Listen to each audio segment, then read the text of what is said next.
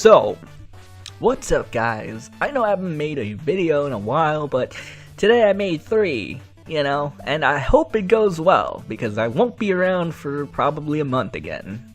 I'd like to get it all out of the way. Anyway, I wanted to talk about, the best and worst character of Danganronpa. I could have very easily made this a 2-parter like all the great YouTubers do to get more of your money. I mean, to be very professional about this, guys. But I decided that I am way too lazy for this shit. I don't, care about the money. And, I just want to have a little discussion. Danganronpa discussion, baby.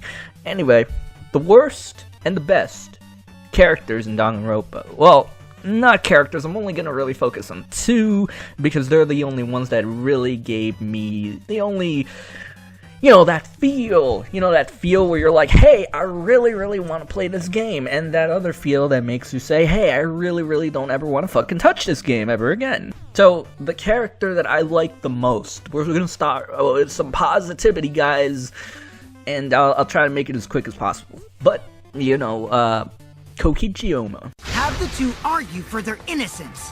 That's how we'll decide our culprit.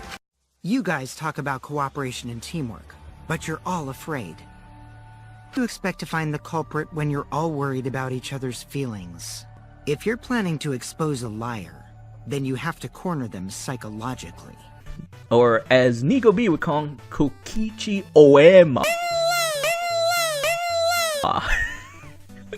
Dude, seriously, what the fuck were you even thinking when you said that? Anyway, yeah, Kokichi, best character by far. The reason people are gonna be like, oh, you're just a fangirl, you're just like them, or whatever, or, oh, the edgelord, bullshit, blah, blah, blah, oh, Kameda 2.0, blah, blah, no.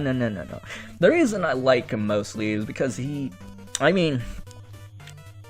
was this one line, and I can't find the footage for the life of me. I'm pretty sure I could if I go to, like, a, certain point in the game, but unfortunately I have this bad tendency of just overwriting the data over and over and over again. So, to get there, to the spot where I need to go to, no, not gonna happen.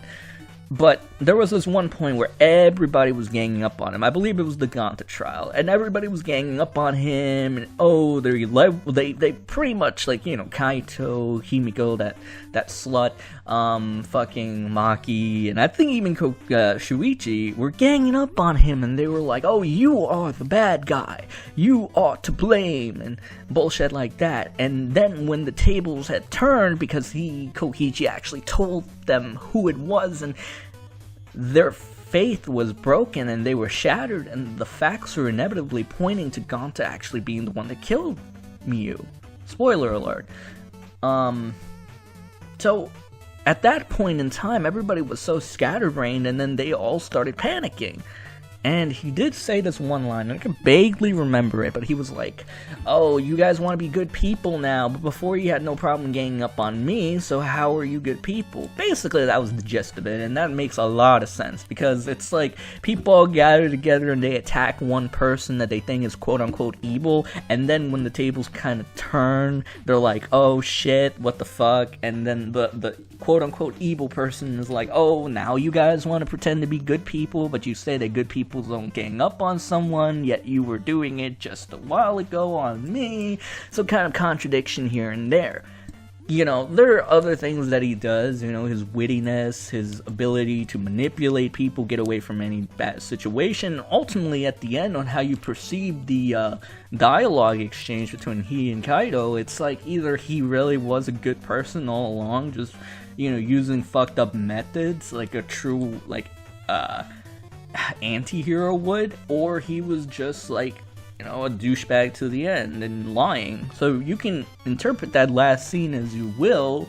It's kind of debated, at this point. I'm pretty sure nobody has a real clear-cut answer at this point, but whatever. I interpreted, unfortunately, because I really kind of wanted him to be that ultimate antagonist kind of thing, but to me it seemed like he was genuinely kind of trying to be a good person in his own fucked up way. Whether or not that fucked up way was forced or was just a given personality to him is an entirely different story. But overall, I think that he is a character is probably the best thing. It kept me coming back and back to the story as a whole because I wanted to see what the next crazy or, you know, convenient or mastermindish plan he has next up his sleeve. He always made things entertaining, you know, no matter what. Even more when I thought he was a remnant of despair. But even though he was, you know, again, spoiler, shown not to be one, I still think he was rather entertaining as a whole.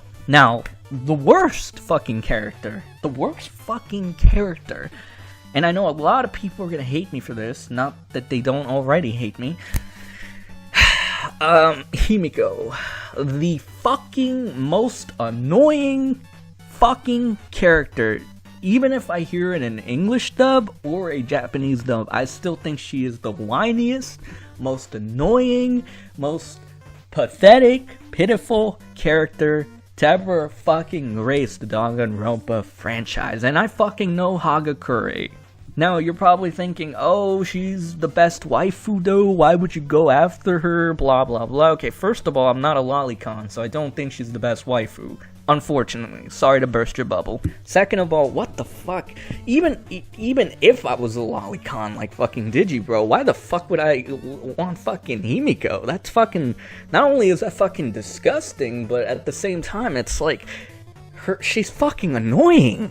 Like, people are gonna defend her with, oh, her character arc. Nico B said her character arc was amazing. Nico B says a lot of things, guys. Doesn't mean that it's fucking true. Also, Nico B is not the end-all be-all of the Danganronpa universe. There are plenty of others that are a lot better.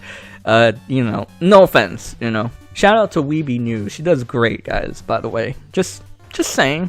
But honestly, you know, if you want to bring the arc bullshit, you know, okay, let's talk about her stupid arc. Her arc was basically that she was like kind of this, like very, very kind of, I guess, guarded, or like didn't show her emotions and always said something was boring. Okay, right off the bat, that was fucking annoying as hell. Okay, she was like, what a pain. Oh, it was all magic. Fuck off. You are so fucking annoying. God damn it. It's like that whole magic shtick was getting really fucking boring. Like, you know, the whole what a pain bullshit was already boring enough, like, and annoying enough, and I was like, what the fuck, do I really have to interact with this character?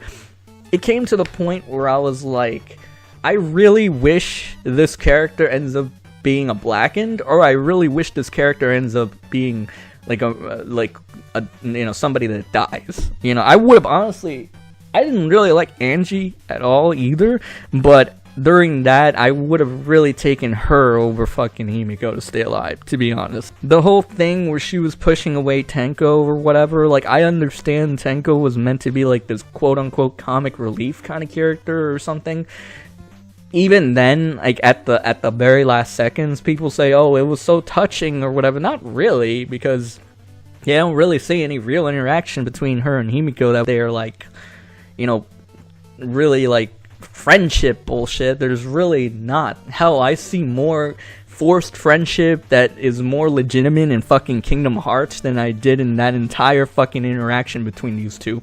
Even the voice acting in Japanese and English dub, even the dialogue itself, for that matter, didn't ever seem to have a legitimate kind of connection between it at all. It just seemed all forced out of nowhere, and just kind of the purpose just seemed like to try to justify Himiko even staying alive as long as she did, to be honest. And I'd go even as far as to say it was probably just for fan service for the lolicons, because let's be honest, ladies and gentlemen, there are a lot of lolicons in this fucking anime community. Not to say anything bad about them, I'm not judging, you know, if that's your thing, by all means, you know, go ahead. And I'm sure Nico will join you in that regard, low-key, because he never wants to admit it. But if you look at his past videos as much as I have, there seems to be a pattern forming. I've even gone as far as to ask what his thing is for these kinds of characters. You know, it's kind of creepy after a while. Kind of also makes me kind of also makes me a little curious as to what would have happened if he got that love key scene with you, fucking Himiko, which, you know, honestly, I would really want to see that. Not because of the whole thing where it's like, oh, it's so hot. No, just because I want to see what the fuck he would actually do in that situation. Unless he just reloaded his, like, save data over and over again to avoid that ever happening, which I can see being a possibility. But I'm getting off topic here. The point is, I really didn't see a reason for her to stay alive as long as she did, other than fan service, unfortunately. But I guess the same could be said about Maki in a way, though I feel like she was handled a lot better, and shit, even Kiba was handled a lot fucking better. And his ending, kind of whatever, his last part in the whole killing game thing seemed out of the blue too, but even it seemed more legitimate even than fucking Himiko. And for that very reason, I give Himiko the worst character in Danganronpa award by far. If Danganronpa continues, I'd love to see if there's an even worse character than her that only sticks around for the fan service. But until next time, guys, I've wasted enough of your time. I gotta go. So I'll see you guys in a month, and hopefully not much will change by then, because I am really bad at adapting to things. Catch you later. I thought this was a good video.